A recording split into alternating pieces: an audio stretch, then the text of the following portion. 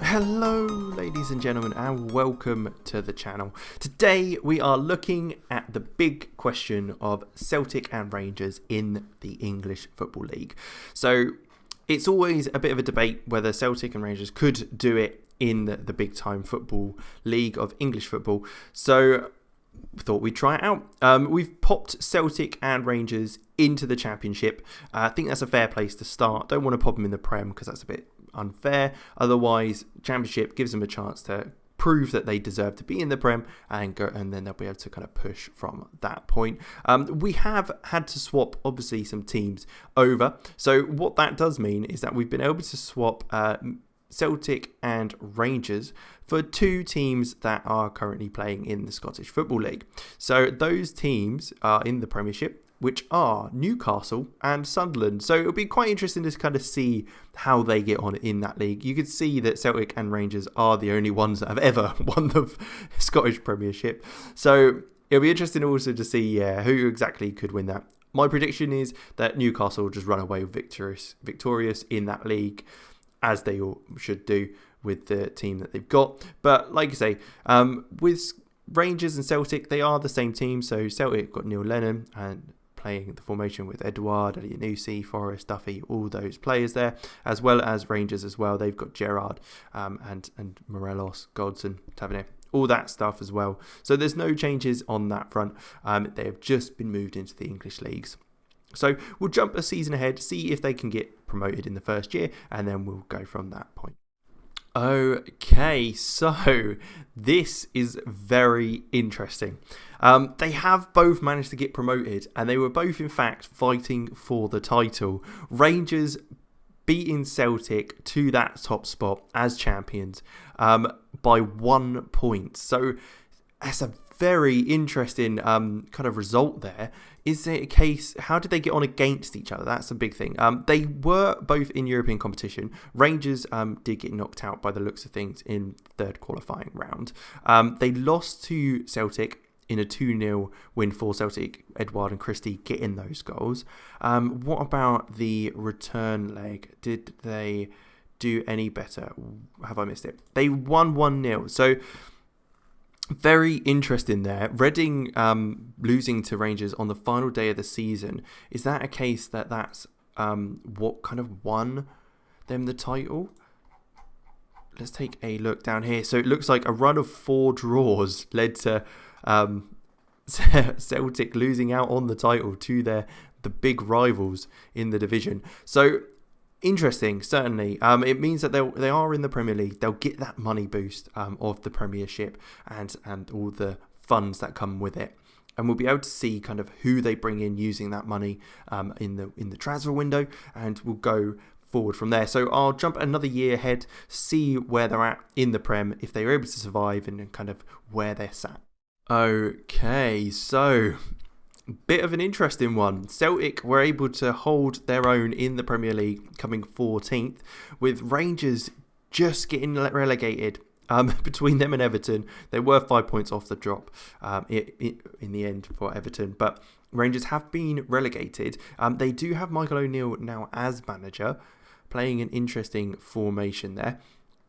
Let's take a look at some of their transfers, see if they were able to spend any of that money. So with regards to last year, they did bring in a few players, but this year, let's take a look. So they spent 10 million on Harry Winks there. Alex Kral, Abu Diallo came in along with David Okereke.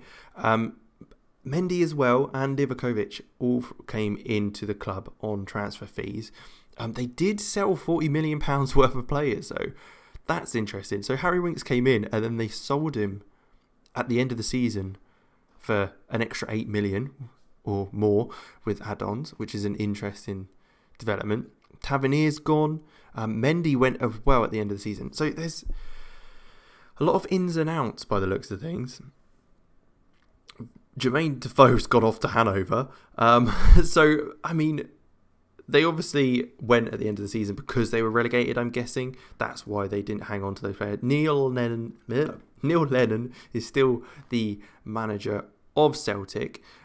Let's take a look at their transfer history here. So they brought in a few players as well. So it's Kazao was probably the standout one there, spending £9.5 million on Jonas Svensson as well. They did sell £17 million worth of players as well. Scott Brown going, Benacer, Bolignoli, Barkas and Taylor all being sold, along with a bunch of other players loaned out. Right, okay, so they haven't spent much different really in this regards to the amount of players, but Rangers really went for it. They spent 50 million on players and they got relegated, whereas Celtic were much more reserved in how much they spent in bringing players in. So it'd be interesting to see if Rangers are able to get straight back up. They have sold a bunch of players again, but they've still got players that I think would mean that they'd get promoted still. Can Celtic look to push on now and get into those European spots? That'd be interesting to see, certainly. Let's take a look at the schedules and see how they performed against each other. So it looks like Celtic beat Rangers 3-0 away at Ibrox, and Chan Perez and Ajeti all getting goals there.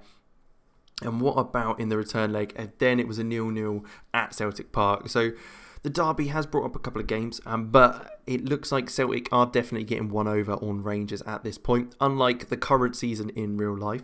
But let's go again 3 years into the future this time, see where they're at. Did Rangers get promoted? Were they able to hold out their own in the Prem again? And are Celtic now going to push on up the league?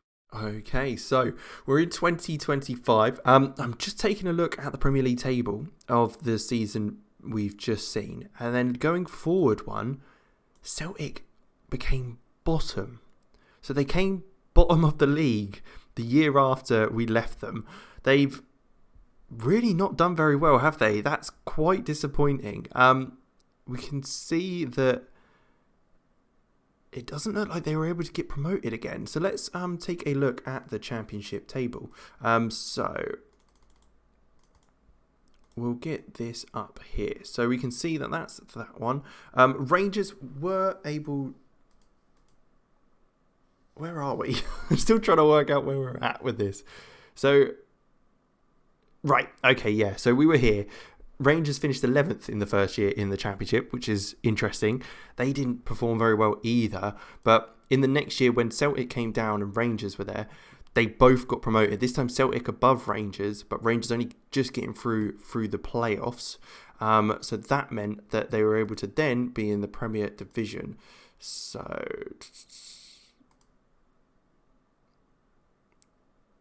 that's the one we've just seen. So here we must have it